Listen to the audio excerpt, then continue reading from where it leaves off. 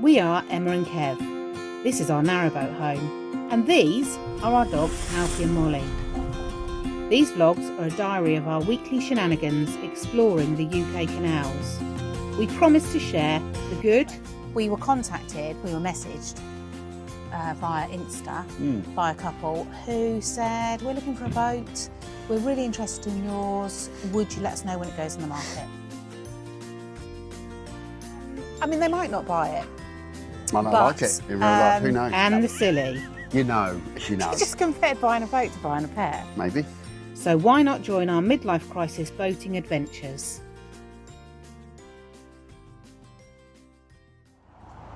Good morning. Morning. Here we are again. A bit of a brighter day. It was horrible yesterday. Sun's trying to come out over there, but it keeps getting beaten back by the cloud. But it's much brighter than it was yesterday. It was drizzling all day, and in fact, we didn't do an ending or It was raining. anything. It was just raining, and it was by the time we got here. And I had a mare getting us in anyway, didn't I? Yeah, it was a bit soggy and stuff. So anyway, today is a new day. We have got 11 locks ahead of us, Yep, which sounds heartbreak horrendous, but they're the locks side by side, and they're quite close together. So I think I'm going to walk most of it. So you're going to have the pleasure of What? Kev today. Marion's gone up, she's opened the gates, and we're ready to go. So I'm going to go up and give her a hand. Yep, okay. Let's get this done. Let's get on with it. Okay, so we're in the first lock. Emma and Marianne have done the gates, opened them up. I'm not sure who's above me now. Emma was there a second ago. I don't know if Marianne's gone on or she's sorting Phil's side of the locks out, I don't know. But last night, the four of us went to the Cheshire Cheese. A few drinks with friends, do a quiz and win it. What a result. Up early this morning, early-ish. We worked out, Marianne and myself are early birds and we kind of get up and want to get going and doing. Emma and Phil, not so much. We said we'd get going at 10 o'clock. 9:30, Marianne's walking past the boat going, right, I'm going to drain the locks. Oh, okay, come on then, quick, let's go. So she's even more of a get-going person than I am. But first lock's doing and going up fairly sedately, which is quite nice. I remember coming down these, but I obviously never gone up until today. But, we see how the day goes. Lots of them to do, as you said a minute ago. But they are all pretty close together. The first two. Nope. The suction on some of these locks really drag you forward quite dramatically. I'm trying to get it so that the bow of the boat, the button, just touches the rubbing strip at the top, on the front gate. There we go. Little knock and I'm on the rubbing strip. That'll now just slide all the way, the button will just slide all the way up the gate. It's like rising from the ashes, isn't it? So it fills up already. It's like wacky races today. Fills up already. Right, that's Phil out. And he's in the next lock. This lock's ready, and I'm just coming out.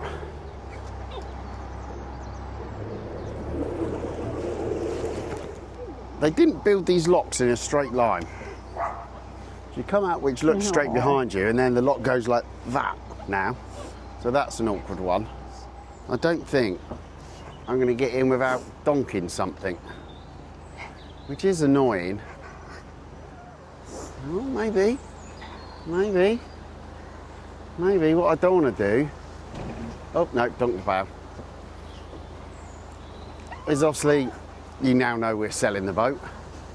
What I've been doing over the last week or so is I've given this side a good wash, gave it a good polish, and I've re-blacked it, and now I've got that side to do. So I'm desperately trying not to hit any of our blacking that I've put on and spend hours on my hands and knees doing. But it's going to happen.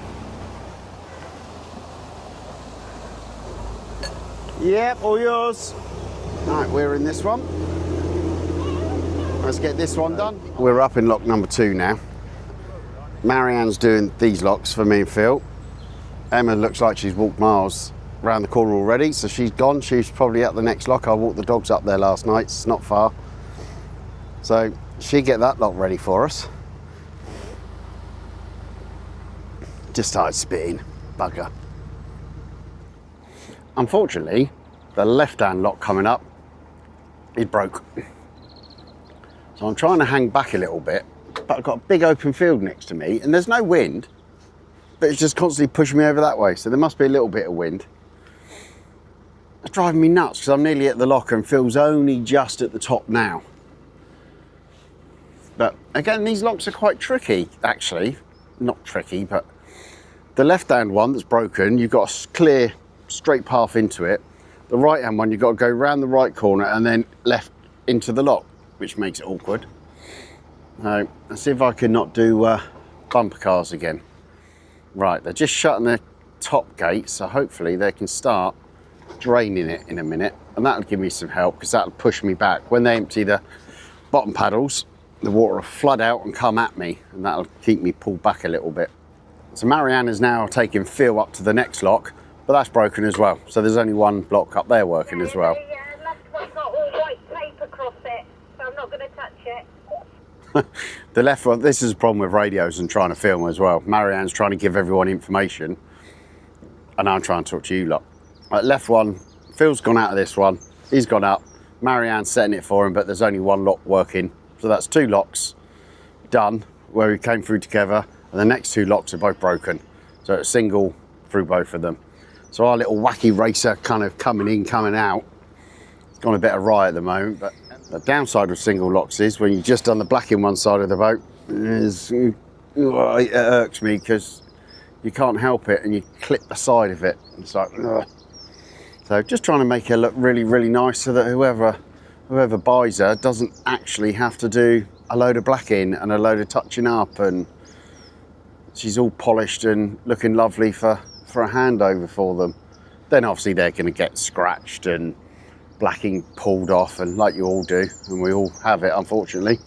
You go past new boats, brand new boats, and you see all the blacking dragged away for when you're mooring up, where you hit in the locks. You just can't help it. It's just one of them things, but just annoying when you spend hours doing it and then it comes off. There we go, one gate open, she's heading around the other side, so let's try and get in. Let me see if I can show you, look, quickly. See, look, so you've got to come around this right corner and then zoom up there. Imagine in a really long boat like a 70-footer, you've got no choice, but you're going to hit everything, I'd imagine. Like at this corner here, they could do it just chopping that 5 foot backwards. That'd make life easier for all of us. I'm not blowing my own trumpet, but I'm quite impressed with that one. Didn't touch anything, not a thing on that one, guys. When you're driving the boat and you come into the lock, this is the view you get when you're in the boat. Surrounded by the lock gates at the back here. Surrounded by dirty, manky old walls. And then your front view, move it round, is the leaky gate. So that's 3 locks now, but only one lock worked. But the next one up there, they're both working. So Marianne's got both gates open, Phil's already in, because obviously he's just come out of this one and straight into that one. And I'm gonna go straight into that one on the right, it looks like. I don't know what the time is now, 11-ish. Bang on 11. That wasn't a bad guess, was it? Blimey. Don't know where I am in the country, but I can tell the time. All right, we get through this one and, we get through this one and get into the next one. Gate's open. I'm going to shut the left-hand pedal so Em doesn't have to close the gate, walk across, walk back again. What she's got to do is now just close the gate behind me and walking up. And I'm going to head up to that lock there that's all open. Some of these locks, they seem to like keeping you in. You've got to put quite a bit of power on to get out of them. I guess because the bottom gates leak. And you've got some force coming under the boat, I guess. As soon as you're out, you can feel the power that you've then got too much on. Towpath's not getting any better up this end. It's wanting to rain constantly at the minute. I'll show you past this little arm. There we go, some little basin down there, a few boats. But more importantly, up here, I'll try and show you if I can, we thought the lock gates were already open, but they're not. What they've done is they've turned the lock into some kind of feature. I don't know if you can see it there. It's like a big waterfall. So they're still in the lock, so I'm gonna have to slow right down now. Yeah, I'm gonna have to hover here. The lock's literally 50 foot in front of me. One's just a big waterfall, and the other one's... One is also chained off, one lock only on the left-hand side. So Phil's just messaged, the next lock's chained off. So that is what, 3, 4, 5 of the locks in the double lock flight don't work. But they do, there's one of them, not 2 of them as there's meant to be. I guess this right-hand one was so inoperable and so unrepairable, they've literally taken the gates off from the bottom and the top and made it drop down as kind of a waterfall into this pound. Kind of like a bywash, but through the lock. I thought the gates were open. I guess you could come hurtling around the corner and go, oh crap! I'll set the camera up to see if you can capture it as I go into the left-hand lock. I'm hoping you'll be able to see the right-hand lock and see what I mean about it being like a waterfall. If you can see that. 2 levels, 3 levels to it. Come nicely down into this pound. I guess it's constantly filling it, I'd imagine. Let's put you down because I need to do a turn.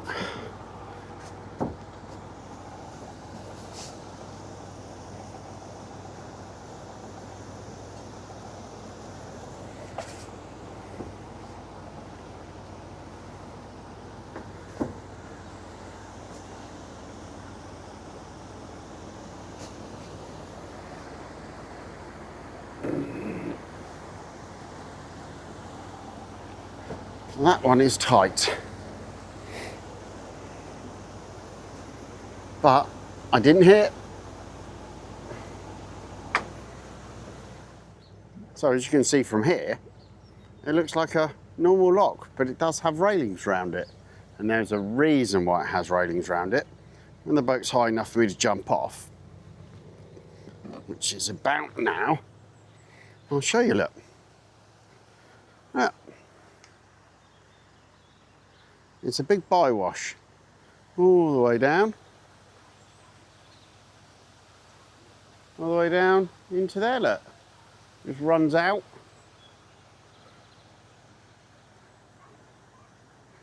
Runs along.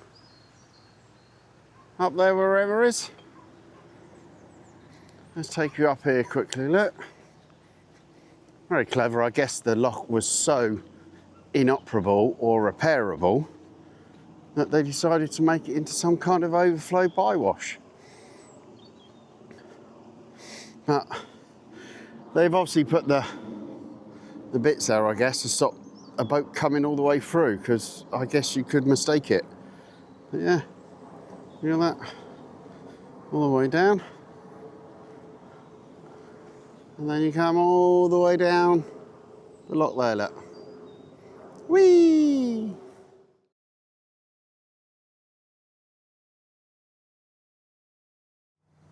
Look at the state of her.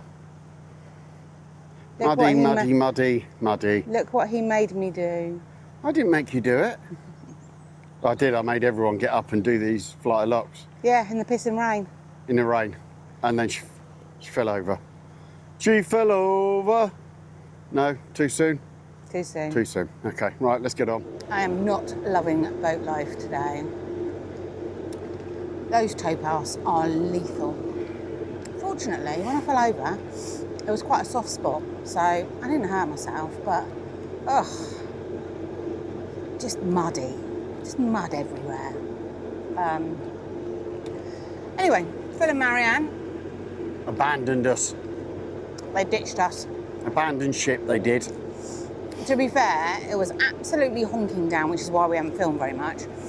And Marianne, bless her, she'd taken her hat off and her hair was drenched, like stuck to her face. I think Phil had had enough as well.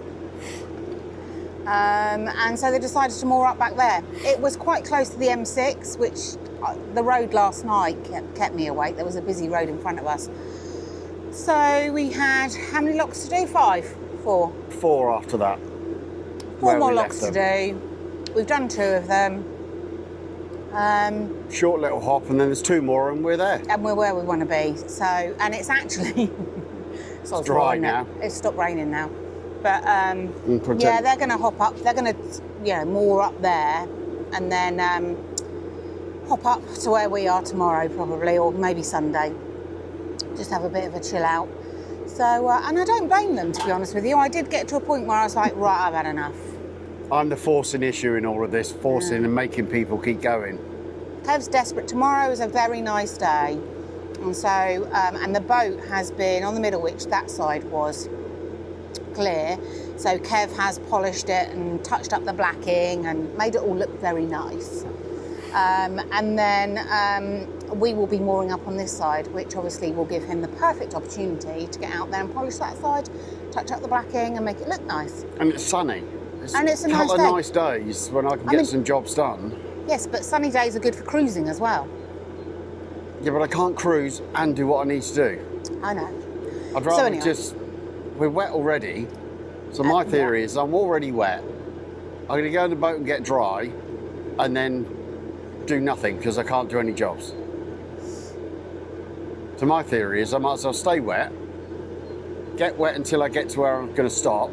We're going to stop there now, and then we won't move again until Thursday.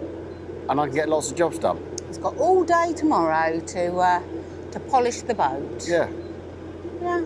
I'm sure I will be appreciative of it tomorrow, but today I wasn't that appreciative. Certainly not after I fell over. Next few days that you don't need to move, you haven't got to get up, I'm not waking you up to go, come on, we're going cruising. I mean, that was a big incentive, do you know what, actually, if we do it now, he'll be getting me up in the morning early to get cruising so he can get up there, so he can get polishing.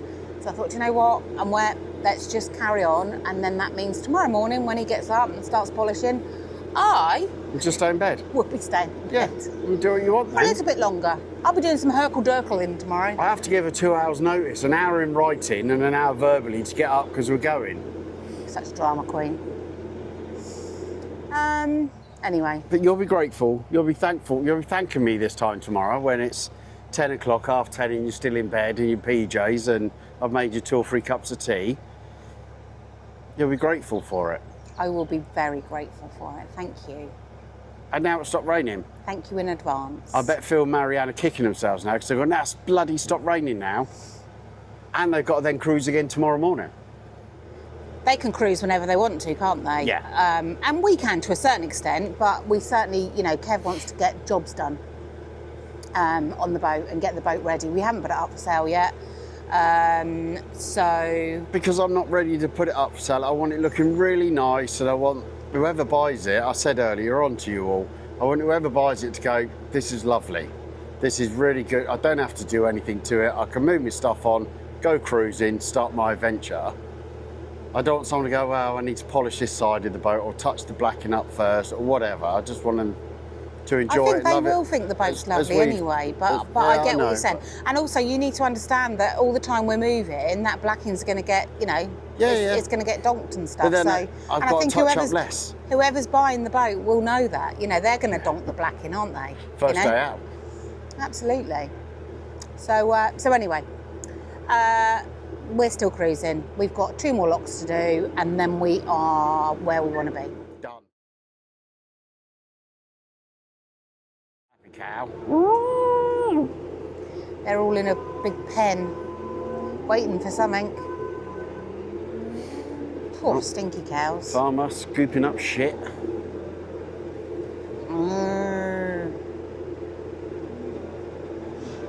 I guess they're getting ready to let them out for spring, aren't they, onto the fields? Yeah, I guess so. I've been stuck in all winter.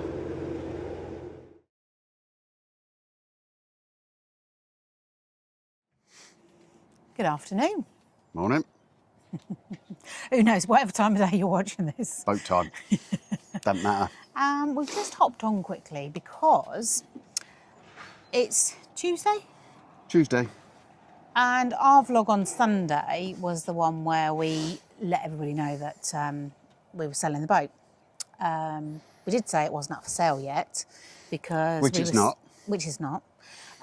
It's not on the market. It's not out there. It's not advertised anywhere. It's up for sale, just not on the market out there Yeah. yet. Because we had some bits and pieces to do, to be fair. Anyway, we were contacted, we were messaged via Insta by a couple who said, we're looking for a boat, we're really interested in yours, would you let us know when it goes on the market? So I just kind of said, you know what, come see it whenever you want, really. I mean, it's, you know, it's not officially on the market, but we are selling it. So if you want to come and have a look, you're more than welcome. And it just so happened that they live, or they're based around Chester. Chester, aren't they? So half an hour, 40 minutes away from us here, so perfect timing. Yeah, for so... them. And they know what they're looking for as well, don't they? Yeah, they've got a list of things that they want in a boat, and Ripple ticks many of those. I think they're going to be continuous. Continuous cruises. Always struggle with Always that. struggle We with talked that. about that last night. Yeah. Always struggled with continuous. Continually. Those kind of, basically, they're going to be liverboards. Full time. Full time.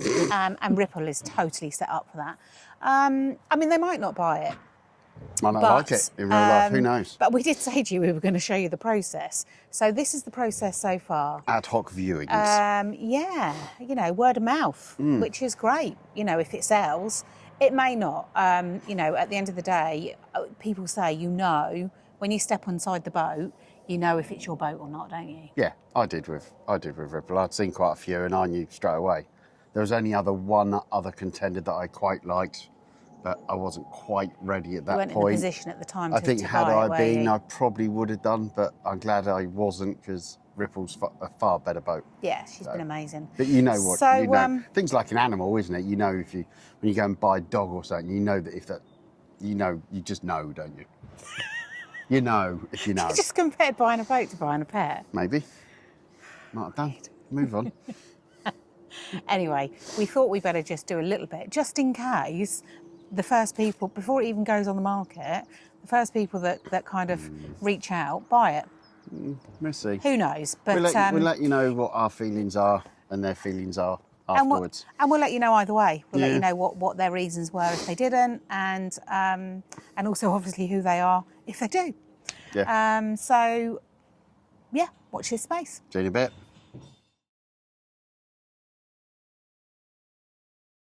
In fact, we didn't do an ending or a goodbye. So, we might as well let a few ropes off and Get going. Get going. Yeah, we're just going to do an intro and then we go. Phil's just interrupted us, but that's okay. Our neighbour. That is us just left. Ew, what the hell is that? Looks like a big But poo. we came second and I think the prize was 15 What, quid that? we won. That's a pain in the bum because... So, lock number 2. Whoop. Phil's already in and going up, I believe. And then almost you can put it in tick over and just drive the boat. You got the one right hand block again. I thought I would have let Keep ripping fender off. Marianne talking again. Is it a rough one then? And Emma. I'll stop filming.